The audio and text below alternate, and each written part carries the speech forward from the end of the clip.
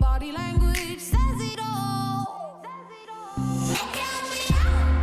So thrilled you said yes to this conversation because we're talking about style, and I know that's a way you three move through the world, as it is for me, in the bodies that we're in. I just kind of wanted to ground the discussion in what does style mean to you? Style, I think for me, is really about being able to look the way you mentally imagine yourself. So having this sense of congruency with how you envision yourself looking in the world, with what your wardrobe is able to give you, so that when you get dressed, it's almost like you're affirming part of your identity, and how important having the clothes to enable that is. Not necessarily just for confidence, but just for feeling this like really comfortable and powerful sense of self. Style has been access to freedom, in the sense that it's allowed me to truly express who I am. But also it's allowed me to create this life that is giving me access to other things. And also it's such a great way of sort of introducing myself to people, because, you know, as a fat, tall, dark-skinned woman, it's like sometimes people might, not look twice or dismiss me. But if I walk into the room and I'm looking good, like people are going to be intrigued, right? Powerful. Yeah. Very powerful. For sure. And Hillary, I know you're a part of that power. You're creating the clothes for us to be able to play with and access. And I know you have launched, an extended sizing. And I know that was really important to you, partly because, that's part of your life as a woman. Yeah, like access is huge, especially kind of in the plus space, and especially kind of when you're, walking into a store. Like you might be able to get it online, but actually being able to try on the clothes, it's a big barrier. To me, style is like expression, creativity, art. Fashion's always kind of been art to me. I'm always encouraging everyone to kind of be free with their style and to dress the way they want to, and not by these like rules that have been set out. So what about the term inclusive? What about that term that gets really, I'm going to say, thrown around in a way that I would think makes a large portion of the population feel even less included, because the term inclusive is being used and yet the sizes are still not there. We use size inclusive in our branding. That's something we've been doing for the last year or so. We recently took it off, especially kind of when the 11 honoree kind of collection came out, and I was doing some research and people, and people are talking about how going up to a size 26 is mid-size, and that doesn't, calling it size inclusive is not a proper way. And I was getting a lot of people citing really great brands that do kind of introducing their sizes to the world and how they cite it on their social media and their brand messaging. So we changed our messaging not to include any size inclusive and just list our sizes available, because we know we want to be more inclusive of the community and actually show what we represent, and not kind of a catch-all phrase that no longer applies. So I think it's such a hot, it's a hot topic, and it's important. And I think creating these conversations, about it, because I'm still learning and I'm trying to always adjust based on what people are comfortable with. And that's something that I learned kind of the last couple of weeks and put into practice in my business. In terms of inclusivity, unless you're offering custom sizing at no extra charge that have been pattern graded up to at least a size 40, or the willingness to offer custom graded sizing and take those, if the custom sizing doesn't fit properly, to take it as a return, to fix it, to keep working through that. I don't think that you could use that phrase without acknowledging the fact that you are not inclusive of all bodies. That would be quite difficult for a brand to actively commit to. And I think what we have is so many brands using such broad language. And I understand that from their perspective, it's it's great SEO, it's a great soundbite. No one wants to hear the minutia. But from a customer perspective, as a fat person, I have wasted so much time in my life going to size charts of brands that are shouting size inclusivity, only to be disappointed, to be extremely frustrated with the brand, and of course to discover that they're not even close to fitting me. While they are absolutely capitalizing off of people who aren't wearing those larger sizes, believing that this is a brand that is showing up for all bodies. And I think that there's like a little bit of like, I don't know how else to explain this, but like size fishing of like catfishing, but on sizing, because I have had people that are smaller than me say like, oh, what about this brand? They're always talking about how inclusive they are. And I'm like, no. I myself say I am an inclusive style expert, and that is something that I now am faced with. Okay, well, a lot of the brands that I am suggesting and pulling from are serving a part of the community, which also deserve clothes and a style conversation. But like you, Hillary, maybe that's not the term. Maybe that's not necessarily the term. And maybe it's getting to know what that actually means. And maybe we can't get to this conversation without having the history we've had. So do you say inclusive, like as an inclusive stylist based on who you're styling or like who you're pulling from? Because I feel like if you're saying inclusive as based on like who you're styling, then that just shows that you are able to style anybody. Yes. And that for me is something that is a priority. I mean, this isn't like a therapy session for me, but if we're being honest, if a person that was a size 40 came in and said, I have a red carpet event, would you be able to pull not one, but like multiple options? If a person in a size 30 body came in and said, hey, I have a business interview on Tuesday, I need something that is business professional that will look good on me and professional for this interview, would you be able to pull not one look, but like a handful of looks? And I think that's really the question of if you can claim inclusive styling, are you physically able to do that? And I think that that's also a question of, does that clothing exist in a way that would be possible for you to do that?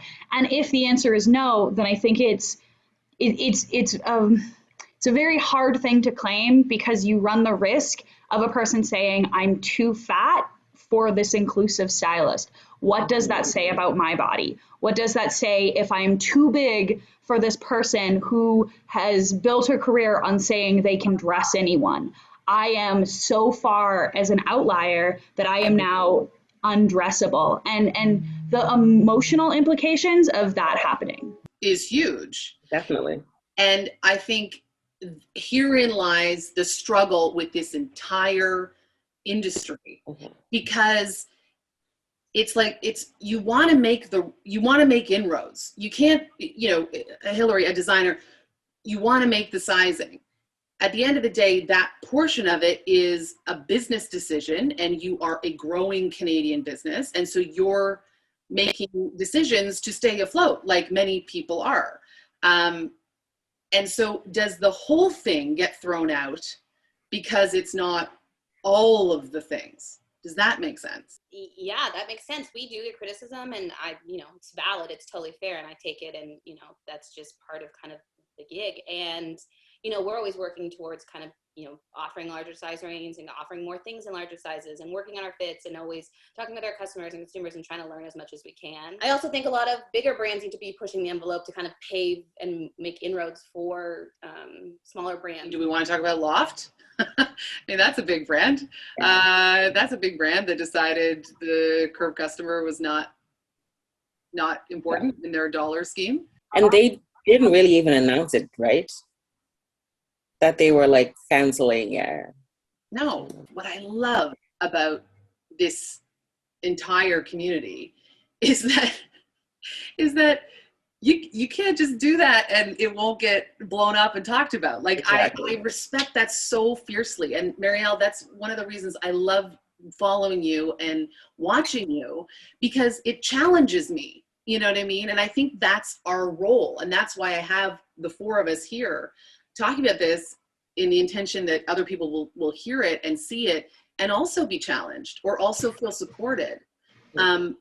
Because we all play a role in this, right? It's not just these people that need to change or this group that needs to do better. It's like, it's an entire crew. And so I love that a move like that gets made, or Alina Dunham does her thing, and people are like, There's a problem there. Yeah. We see a problem there. I think the reason the plus size community is so outspoken about so many of these fashion issues is because mainstream reporting has not been talking about them for years.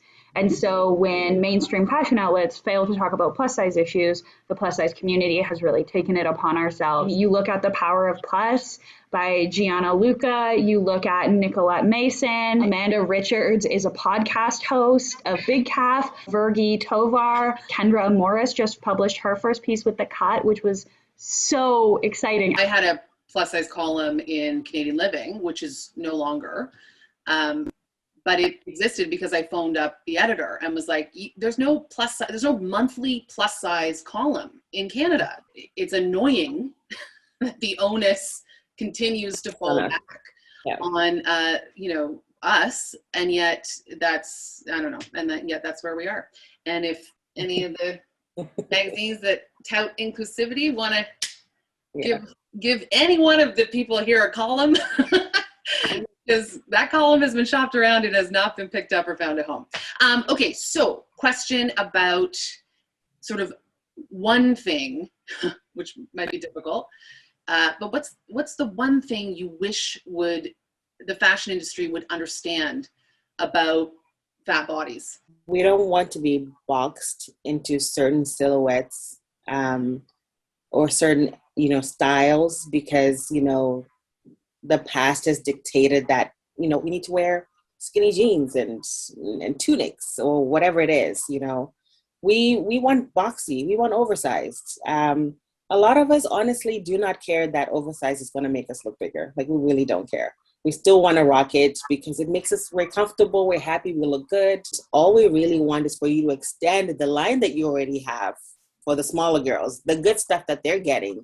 Give us that. Well, from a fashion designer perspective, it's not that hard to go into plus size. If you don't know how to do it, you can just trial and error, read books, do fittings. Like, I think that a lot of people think there's a huge barrier to entry, and there's not. I often hear brands when they extend into sizing, not necessarily committing to the level of fit testing that needs to happen. If you are not confident that your fit is good enough, please do not trick fat people into paying full price for something you're still workshopping. Plus size consumers are not, guinea pigs to spend their money and hope something fits. And I think that a reason a lot of brands have very loyal plus size customers is because we are so relieved to have found something that fit properly that we're like, that's it. I will only wear clothing from this brand because at least I know it will work for my body. When we initially talked about what style means to us, to then hear the plus experience be reduced to that is so heartbreaking, because style is fun and an expression and freedom, all those things that we said at the start. And to have that experience so squished into just like, well, that'll do. It's like, no, it fucking won't, right? And that's the swell that I feel just even in this conversation right now. I get heated. And I know that I said, what's the one thing? And we all gave about 7. So finally, what is your favorite piece of clothing that you own? What do you love? I actually have mine like right here. Okay, great. Show me. What's your fave? This like zebra print fur coat. Oh my gosh, look at you. I love it so much. And it's so soft. I'm going to keep that and like give it to my kids as a family heirloom. Mine switches kind of like every day. Right now we're launching a coat edit in the fall. And so we're doing a cow print coat, so that's currently my thing I'm loving. I would say for me, probably any Ray dress. Her dresses are just like, they are so fun and loud and beautiful. Like they walk this very fine line of being chaotic prints while also looking so elegant and effortlessly cool. And I don't think I've ever been able to be in a bad mood wearing one of her dresses. And I also have a blazer from Vincetta that's this like 70s green oversized blazer. It's what I assume a car salesman in the 70s would have like felt really cool wearing. And I also feel really cool wearing it. I cannot thank you enough for this conversation. And I just hope that people watching really take power from this conversation and take initiative, because we all are needed, and there's always room to keep pushing it along and to keep having fun with it. Yeah. Move and Very much so. Yeah. Love it.